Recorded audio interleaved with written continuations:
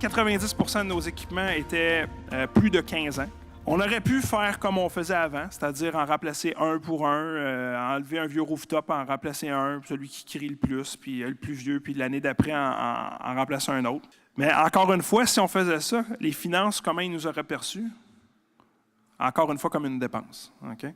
Donc, comment on fait dans un contexte où on est un superviseur de maintenance, on est pogné avec un contexte, on ne sait pas trop comment faire la finance, puis on ne sait même pas comment avoir leur attention. Mais essentiellement, on a commencé à parler d'augmenter la profitabilité et pas juste de parler de maintien d'actifs. Et ça, c'est fondamental.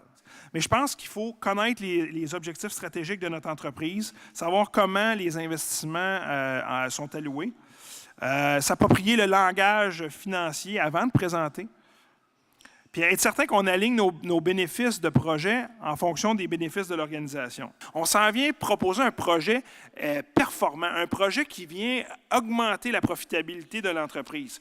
Bref, on raconte une histoire gagnante. Chez nous, on a accepté d'être challengé. On a pris une firme externe qui sont venus complémenter les connaissances qu'on avait. Donc, en résumé, chez nous, on a enlevé 149 unités de toit, puis on a remplacé ça par 38. On a implanté des centrales thermiques avec un réseau d'eau glycolée.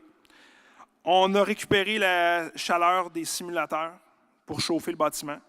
Et on a implanté un nouveau système de contrôle centralisé qui est maintenant accessible de nos téléphones. On a réduit nos frais d'exploitation d'environ 1 million de dollars par année avec cet investissement-là. On a enlevé pratiquement tout notre réfrigérant R22. Donc, on s'est conformé à notre loi environnementale.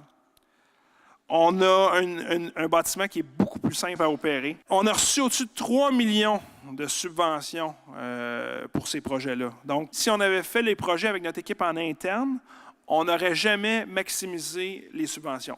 Donc, c'est un projet qui, normalement, aurait été une dépense et c'est un projet qui crée de la valeur. Donc, après quelques années, c'est quelque chose qui est payé et qui va générer de la valeur pour les 20 prochaines années pour l'entreprise.